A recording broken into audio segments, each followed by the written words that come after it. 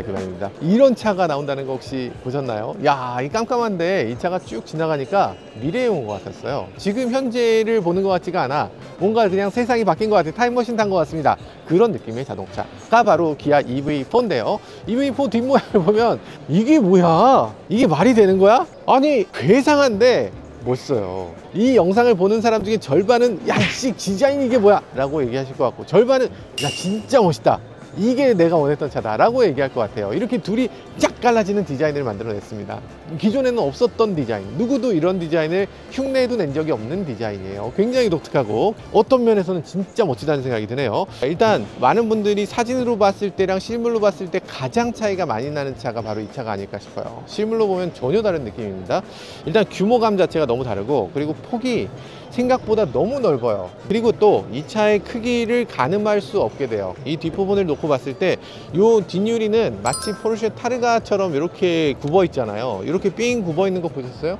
이런 식으로 굽어 있는 차 거의 없기 때문에 굉장히 독특하고, 그리고 차 크기가 생각보다 크다고 느껴집니다.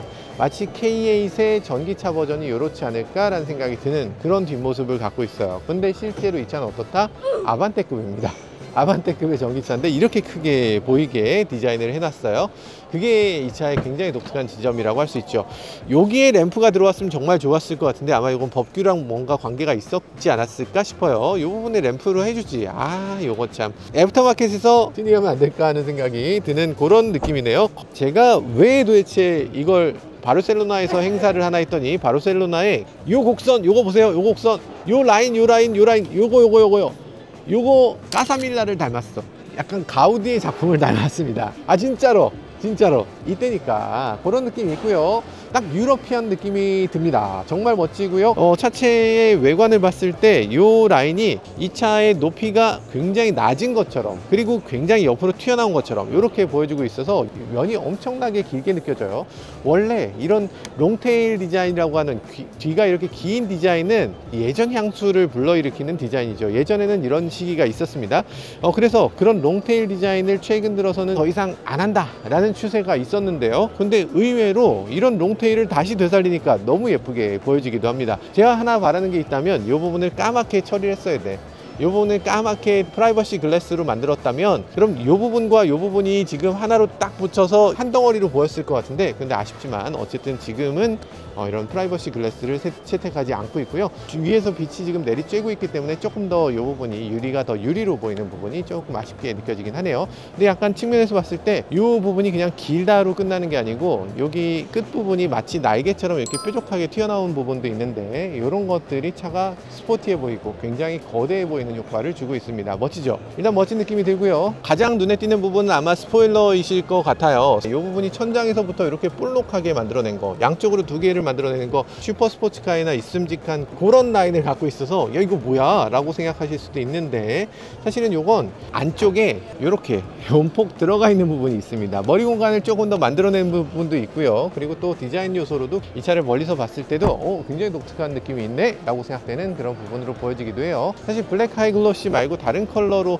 차체색으로 했으면 어땠을까 하는 생각이 들기도 하는데, 근데 이 차의 여러 가지 면을 봤을 때 6세단이라고 할 수 있나 싶은 생각이 들긴 합니다. 여기 보면 클래딩 부분이 이런 식으로 클래딩이 만들어져 있잖아요. 하이글로시 클래딩을 사용하고 있는데, 세단인데 클래딩이 있는 세단이 있어요. 약간 독특하죠. 사실 클래딩이 하나로 쭉 이어져 있는 부분이 이게 CUV의 디자인 특성을 그대로 갖고 있어서 이게 세단이라고 하는 생각이 드네요. 정말 독특하고 정말 착 가라앉은 느낌이 듭니다. 자, 앞부분도 굉장히 독특합니다. 앞부분도 여기서 또 끊겼어요. 이렇게까지 독특한 라인 보셨어요? 실제로 보닛은 여기까지거든요. 근데 보닛이 실제보다 더 짧은 것처럼 여기서 내려가는 것처럼 만들었어요. 그래서 보닛이 여기서 끝났다, 오버행이 한 편밖에 안 된다, 이런 느낌으로 디자인이 되어 있습니다. 실제로 그렇진 않아요. 실제로는 훨씬 더 길어요.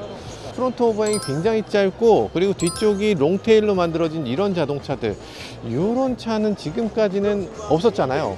어떤 부분에서 봐도 이 비율이 독특하게 느껴집니다. 앞을 봐도 옆을 봐도 뒤를 봐도 어떤 부분이든 독특하다는 게 이 차의 디자인 특징이라고 할 수 있고요. DRL이 들어왔을 때 완전 다르죠. DRL 들어오면 헤드램프가 이런 식으로 보석같이 빛나는 헤드램프를 보여주고 있고요. 이렇게까지 DRL이 낮게 내려가는 차가 있어요. 엄청 낮고 엄청 바닥에 쭉 깔려서 가는 느낌입니다. 게다가 아무 소리도 안 나잖아. 그러니까 바닥을 쓸면서 가는 것 같은 그런 아주 묘한 느낌이 드는데, 이 차의 비율을 놓고 보면 어떤 게 떠오르냐면, 스타크래프트에서 리버가 이렇게 착 바닥에 깔려서 이렇게 가면서 이렇게 빛나는 걸 뽕뽕 이렇게 쏘는 것 같은 그런 느낌이 들어요. 아, 멋지죠? 트렁크를 이렇게 열었을 때 공간은 이런 식으로 생겼습니다. 그러니까 물건을 집어넣을 때 물건을 이렇게 집어넣는 거죠. 사실 세단이라는 것이 그렇게 바람직하지 않은 형태일 수도 있습니다. 이 해치로 그냥 뒷유리까지 열렸으면 더 좋았을 것 같아요. 어쨌든 이 정말 큰 짐 같은 경우는 못 들어갑니다. 오프닝이 작아서. 이 폭이 작기 때문에 이것보다 큰 화물은 넣을 수가 없다. 아무리 세단이라도 이 윗부분이 좀 더 앞에 물러나 있으면 그러면 큰 짐을 넣을 수가 있을 텐데, 이거는 좀 어지간한 캐리어 중에서도 큰 캐리어면 안 들어가는 경우가 생길 수 있는 그런 정도의 조금 작은 공간이라고 할 수 있습니다. 그렇지만 트렁크 공간 자체는 엄청나게 큽니다. 여기까지야.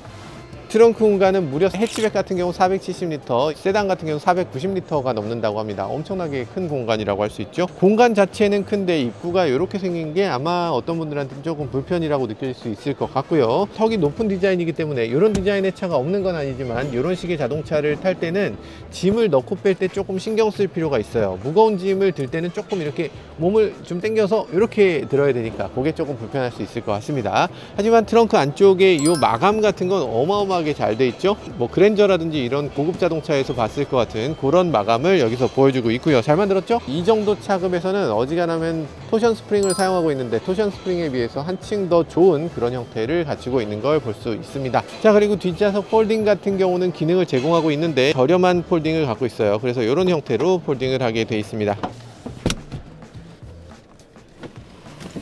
이런 식으로 폴딩이 됩니다. 근데 좀 구식이죠? 가장 안 좋은 앵글을 하나 보여드리도록 하겠습니다. 다 괜찮은데 가장 안 좋은 앵글이 요 앵글이에요. 이렇게 정면에서 딱 보면 아, 요건 조금 별론데 라고 생각할 수 있는 그런 부분이 있습니다. 너무 낮고 너무 가장자리를 물러나 있으니까 이 부분까지 같이 본다면, 그리고 램프가 켜져 있는 걸 본다면 그렇게 나쁘지도 않은 것 같아요. 자, 그럼에도 불구하고 조금 아쉽게 느껴지는 부분은 너무 가장자리라서 스크래치가 나기 쉬운, 잘못하면은 사고가 났을 때 분명히 저걸 교체해야 될 것 같은 그런 부분이 있습니다. 많은 분들이 얘기하시는데 해치백이 더 예쁘다고도 얘기하시더라고요. 해치백이 이렇게 생겼습니다. 앞부분도 예쁘게, 여기 램프도 오, 멋지죠? DRL 오, 9, 와, 이거 훨씬 더 다이나믹하게 생겼죠? 훨씬 더 산뜻하게 생기기도 했습니다. 그리고 뒷부분도 이렇게 생겼어요. 훨씬 더 무난하게 생겼죠. 그러니까 독특함이 상대적으로 좀 적은데요. 그런데 같은 EV4답게 이 넓이가 어마어마하다는 건 그대로 보여주고 있네요. 그러니까 미래적인 느낌보다는 현실에 훨씬 더 안주한 것 같은 그런 디자인, 그러면서 현실적으로 많은 사람들이 좋은 디자인이라고 느낄 것 같은 그런 디자인으로 만들어져 있습니다. 마음에 드세요? 아마도 상당수 소비자들이 이거라면 눈이 좀 편안해진다라고 생각할 것 같습니다. 개인적으로 저는 EV4의 일반 세단 모델이 더 마음에 들지만, 어쨌든 이런 식의 EV4 해치백 모델도 나름대로 괜찮아 보이긴 합니다. 근데 요거 해치백이 우리나라에서 잘 팔릴 가능성은 극히 드물기 때문에 한국에는 오지 않을 걸로 생각돼요. 자, 뒷부분에 선반이 이렇게 제공되고 있고요. 그리고 또 아래쪽에 보면 이런 식으로 수납 공간이 조금 더 마련되어 있습니다. 이런 식의 서브우퍼가 만들어져 있네요. 당연히 이렇게 생겼을 때 짐을 더 넣고 빼기 쉬워질 거고요. 실용적인 면만 놓고 봤을 때는 해치백이 세단보다 더 유리하다고 생각되네요. 시트, 오, 시트 예쁩니다. 시트 예뻐요. 고야드 패턴이 떠오르는데, 근데 되게 묘한 점은 이게 실제로 패턴이 아니라는 겁니다. 누가 봐도 패턴이구나 라고 생각하시잖아요. 근데 이건 패턴이 아닙니다. 인쇄한 게 아니고 구멍을 뚫은 거예요. 이게 다 펀칭입니다. 펀칭하고 거기를 이렇게 위에다가 필팅을 하고 나니까 이 볼록볼록한 면이 마치 이게 다양한 색깔의 패턴처럼 보여지게끔 그렇게 디자인이 돼 있어요. 와, 이 정도면 거의 신기에 가깝다. 누가 이런 식으로 디자인을 해? 통풍 시트도 지원하면서 이런 식의 예쁜 디자인도 만들어내는 것이 이번 시트의 특징이라고 할 수 있습니다. 정말 잘 만들었네요. 마치 스포츠 시트 같이 느껴지기도 하고요. 볼록볼록하니 착자감도 좋게 느껴지기도 합니다. 진짜 신기하네. 지금 시트에 앉았을 때 정말 놀라운 점이 너무 낮아. 이게 어떻게 이렇게 낮아? 아니 스포츠카 같아요. 물론 앉았을 때 시트 포지션도 앞으로 발을 쭉 뻗어야 되는 형태입니다. 의자의 높이를 최대한 낮출 수 있는 그런 자동차로 만들어졌습니다. 물론 유럽 같은 데에서 머리 공간이 좀 부족해요 라고 얘기하는 사람들도 있을 거고, 그리고 난 스포츠카 같은 그런 주행 느낌을 갖고 싶어요 라는 사람들도 있을 텐데, 그런 사람들 모두가 만족할 수 있는 그런 납작한 시트를 보여주고 있네요. 그리고 앞쪽이 대시가 높기 때문에 내가 낮은 게 상대적으로 더 많이 느껴집니다. 그래서 굉장히 안쪽에 쏙 들어가서 이렇게 운전하는 느낌이 들고요. 이 정도면은 진짜 스포츠카 느낌인데, 저는 개인적으로 낮은 시트를 좋아하기 때문에 저라면 진짜 열광할 만한 요소다 라는 생각이 드는데, 다른 소비자라면, 낮은 차를 선호하지 않는 소비자들이라면 이 차를 선택하지 않는 게 좋을 것 같아요. 어쨌든 굉장히 낮은 차고, 높였을 때 한 요 정도는 높일 수 있는 여지가 있습니다. 근데 더 이상 올리진 않는 게 좋을 것 같네요. 아무튼 굉장히 재밌게 탈 수 있는 그런 시트 높이, 스포티하게 주행할 수 있는 그런 차라고 생각되기도 합니다. 앰비언트 라이트는 이런 식으로 여기 들어오는데, 앰비언트 라이트는 조금 아껴 썼다는 느낌이 들어요. 그렇게 비싼 차는 아니구나 라는 요소가 곳곳에서 보여지기도 합니다. 자, 그리고 실내에서 보면 이런 것들 이제는 익숙해졌죠. 공통적으로 사용되는 EV9부터 사용되고 있는 이 모양이 그대로 사용되고 있고요. 볼륨 스위치도 그대로 되고 있습니다. 이 모양에 대해서 기본적으로 굉장히 좋아하는데, 여기 온도라든지 이런 것들도 여기서 그대로 할 수 있고, 내비게이션 같은 경우는 지금 CCNC를 사용하고 있습니다. AAOS라고 하는 안드로이드 OS로 전환하진 않았어요.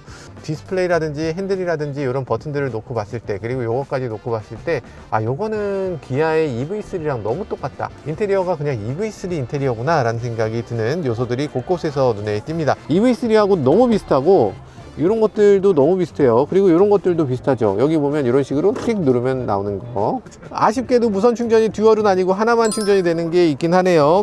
근데 꼭 듀얼만 필요한 건 아니죠. 여기서 USB 빼면 되잖아. 여기서 100W 충전됩니다. 100W 충전이 되기 때문에 이거 꼭 무선 충전 해야 됩니까? 무선 충전 하나 하고 하나는 유선 충전하면 되죠. 그러면 여기다 놓을 수 있는 공간이라도 제발 만들어줬으면 좋겠습니다. 조금 아쉽긴 하네요. 그리고 이런 식으로 수납 공간이 이렇게 있는 거, 이런 식으로 수납 공간 있고, 이렇게 하나로 연결할 수 있는 거, 저는 이 도마형보다 이게 더 차라리 좋은 것 같아요. 자, 그럼 저쪽으로 가서 요게 이런 식으로 되는 거 말고 도마 형태로 되는 거, 저기 가서 그거 살펴보도록 하겠습니다.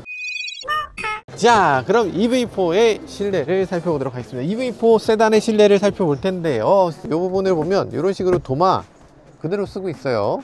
요건 사람들이 많이 좀 불만이라고 하더라. 저는 그렇게까지 불만은 아닌데, 그래도 활용도가 할 거면 더 하지, 좀 더 나오지 하는 생각이 들긴 해요. 테이블이 있는 것 자체는 괜찮은데 너무 좁다. 그런데 이런 게 생겼습니다.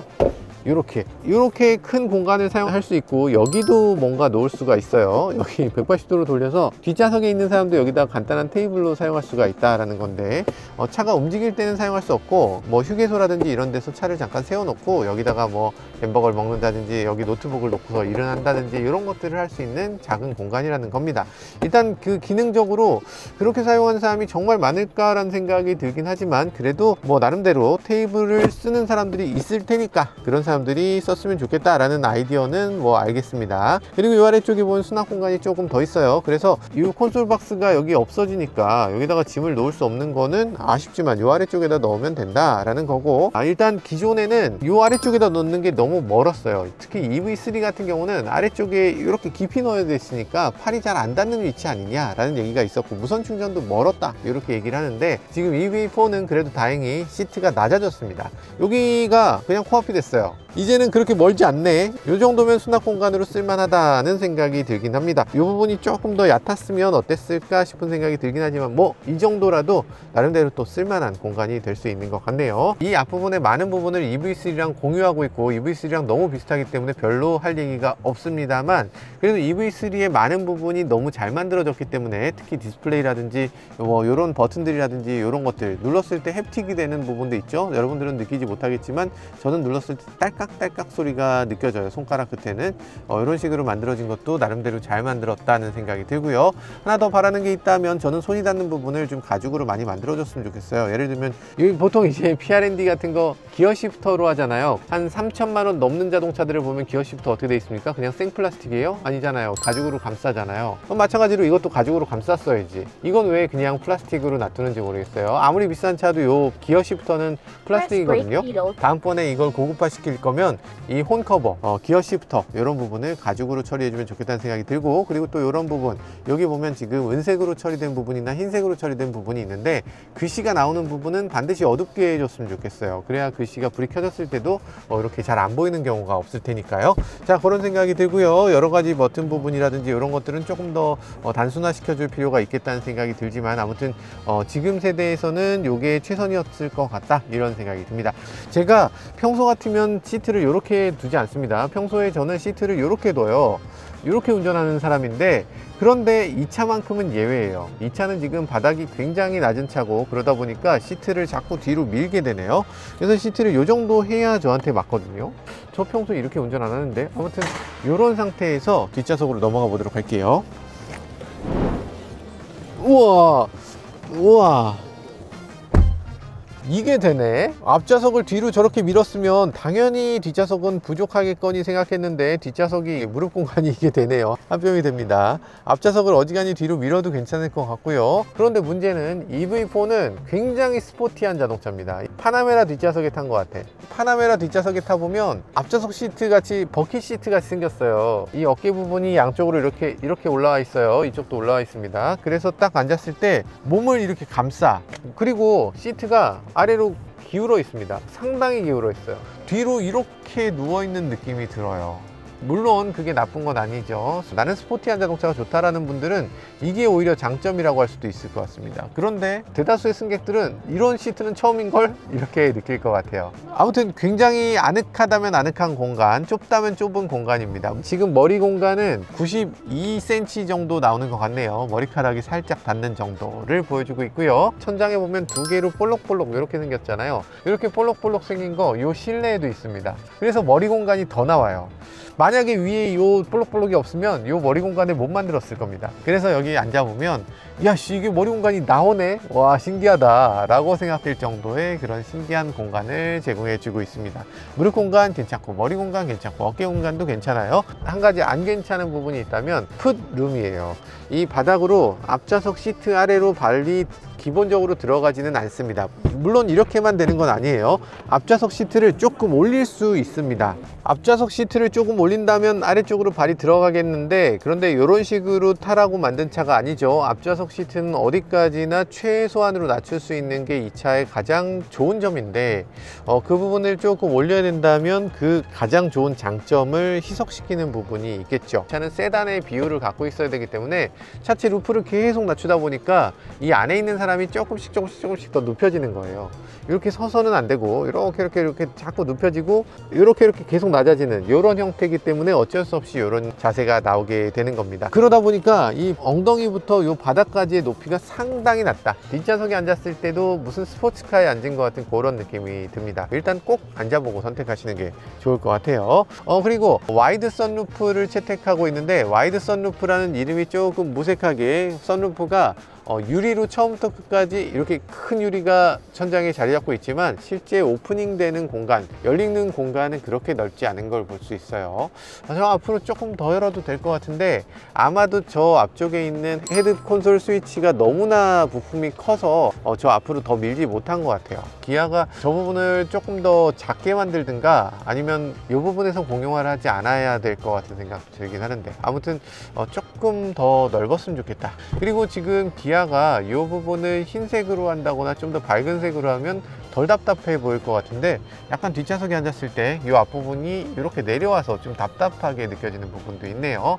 자, 그리고 여기 보면 에어터 출구가 이런 식으로 생겼습니다. 좀 단순화돼 있죠. 너무 단순하다는 느낌이 들기도 하고요. 고급감이 조금 덜하다는 생각이 들기도 하는 부분입니다.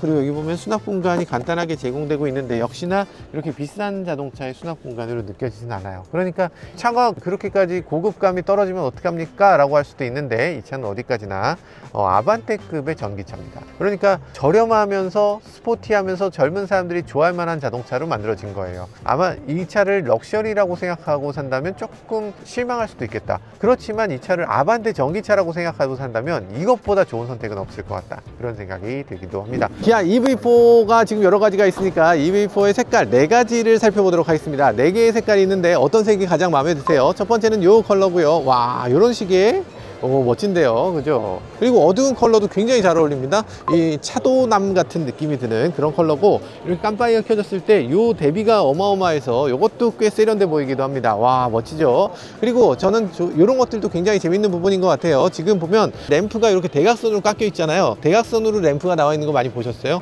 기아가 요즘 요거 잘하고 있는데 대각선으로 돼 있는데 요 파팅도 대각선이야. 여기는 요것도 대각선이야. 그래서 브레이크를 밟으면 이런 식으로 브레이크 등이 들어오게 됩니다. 멋지죠? 이런 식으로 램프가 들어오는데 이런 것들이 대각선으로 아주 멋지게 보이는데, 요건 해치백이어서 그렇고, 해치백 아니라 세단은 또 이런 식으로 보여요. 뒤쪽으로 보시면 자, 이런 식으로 생겨 있고요. 그리고 또 저쪽 다른 컬러를 하나 보도록 하죠. 시멘트를 보는 것 같은 그런 컬러인데 약간 그 안에 펄이 들어가 있어요. 그래서 컬러가 굉장히 고급스럽게 보이기도 합니다. 지금 가장 눈에 잘 들어오는 거, 야, 이거 진짜 멋지다 라고 생각되는 건 역시나 요트 블루 같은 색, 이런 색깔이 가장 눈에 띄네요. 근데 어쨌든 무광이라는 게 굉장히 멋지지만 이 관리가 쉽지 않다는 게 조금 아쉽게 느껴지긴 합니다. 아무래도 이 중에서 가장 마음에 든다고 생각되는 컬러는 차 급을 한 단계 높여줄 수 있는 것 같은 저런 남색, 이런 색을 선택한다면 길에서 저 멀리서 차가 슉 지나가도 오! EV4네 라고 생각할 수 있는 그런 멋진 디자인의 컬러로 보여지게 되지 않을까 하는 기대를 해보게 됩니다. 저한테는 이 색이 가장 마음에 드는 컬러라고 할 수 있겠네요. 네, 지금까지 기아 EV4를 간단히 살펴봤는데요. 역시나 훌륭한 자동차, 역시나 디자인적으로 대단하다는 생각이 들었습니다. 기존에 우리가 말했던 세단은 도대체 무엇인가, 전기차는 무엇인가, 이런 것들에 대해서 근원적인 질문을 하게 됐는데요. 사실 세단이라는 것은 낮으면 낮을수록 더 멋지다, 그리고 CUV라는 것은 높으면 높을수록 멋지다 라는 생각을 했는데, 이 두 가지를 믹스했을 때 진정 미래에 우리가 원하는 자동차는 어떤 것인가를 보여주는 기아만의 해답을 보게 된 것 같습니다. 네, 지금까지 저는 모카 김한용이었습니다. 감사합니다. 김한용의 모카 소차의 이야기, 세상은 넓어 차들은 달려가지, 하나 둘씩 펼쳐지는 차의 모험, 바퀴 아래 세상은 무궁무진해. 모카